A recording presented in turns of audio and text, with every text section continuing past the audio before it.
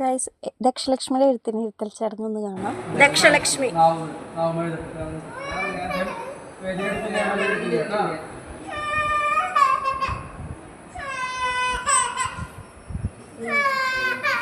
കഴിഞ്ഞു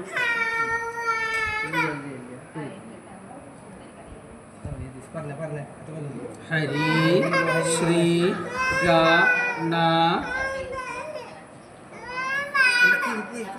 ത യേ ന മ ആ ഇ ഈ ഓ ഋ ഇലു എ ഐ ഓ ഔ അം അ സ ഖ ഗ ഘ ങ ച ഛ ജ ഝ ഞ ത ഥ ദ ധ ന ത ഥ ദ ധ ന പ ഭ ബ ഭ മ യ ര ല വ ശ ഷ സ ഘ ള ഴ റ ക്ഷ ഹരി. കഴിഞ്ഞു തൊഴു സ്വാമി തൊഴു.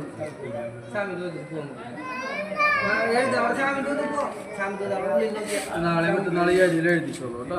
കുറച്ച് അരി കൂടി ചേർത്തിട്ട് പായസം വെച്ച് കഴിക്കാം കേട്ടോ.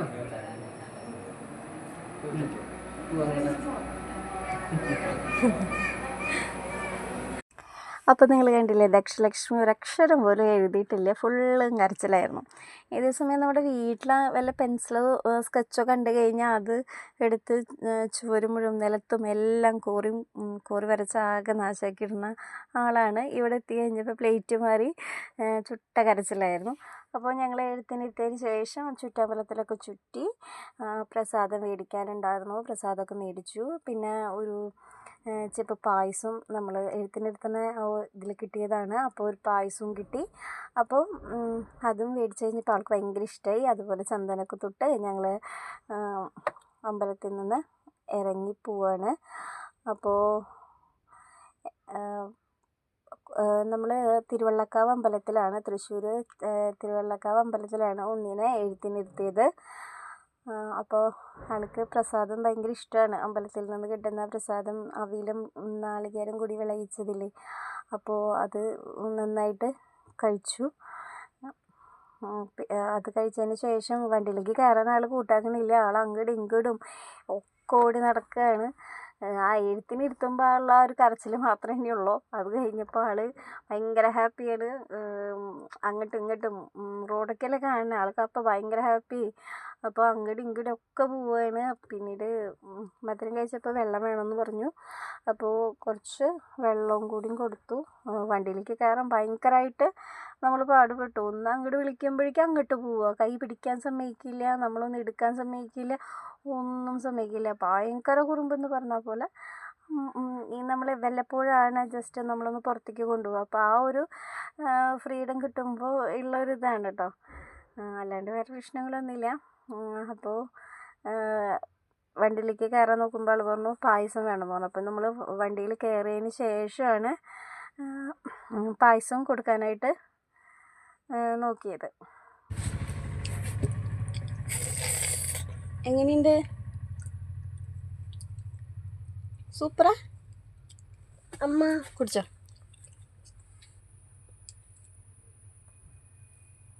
ആ കഴിച്ചോ?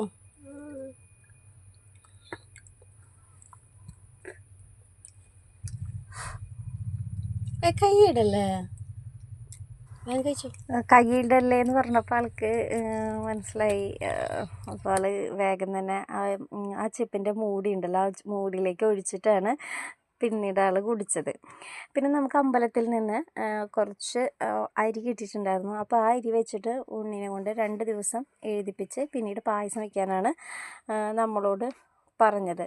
അപ്പോൾ നമ്മൾ അത് ഒരു കവറിലാക്കിയിട്ട് നമുക്ക് തന്നിട്ടുണ്ടായിരുന്നു. അത് നമ്മൾ പിറ്റേ ദിവസം രാവിലെ എഴുന്നേറ്റ് കുളിപ്പിച്ച് ഇതുപോലെ ചന്ദനക്കുരു ഒന്ന് തൊട്ട് കൊടുത്ത് ഉണ്ണീനെ നമ്മൾ അമ്പലത്തിൽ എഴുതിപ്പിച്ച് അതേപോലെ നമ്മൾ വീണ്ടും എഴുതിപ്പിക്കുകയാണ് ചെയ്യുന്നത്. അപ്പോഴും ആൾക്ക് വലിയ ഇൻട്രസ്റ്റ് ഒന്നും ഇല്ല കേട്ടോ. പ്രാർത്ഥിച്ചു.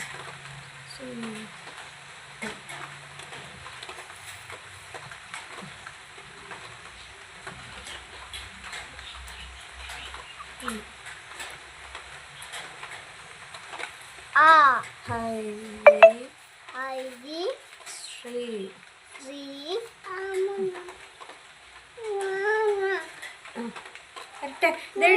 എഴുതിയിട്ട് കഴിക്കുന്നത് ഖ ഖ ഖ ഘ ങ ച ഛ ജ ജ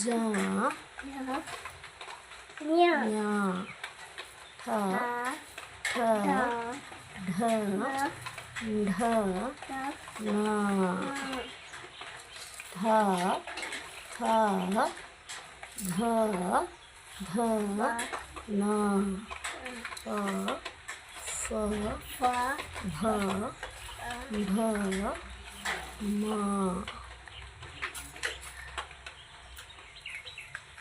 യ ര ല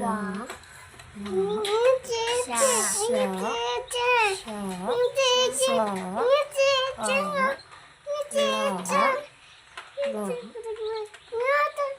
ഇനി ഒരു വട്ടോട്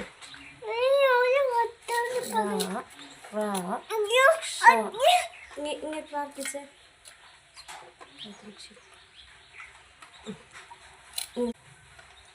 പഠിച്ചു മതി മതി ഇത് നമുക്ക് ആ കവറെടുത്ത് ഇതേ ടൗണ് കൊടുത്താൽ മതി. അപ്പോൾ നമുക്ക് ഇനി ഇത് വീണ്ടും കവറിലാക്കി വെക്കാം. എന്നിട്ട് നാളെ വീണ്ടും എഴുതാം. അതിന് ശേഷം പായസം വയ്ക്കാം. Okay, by.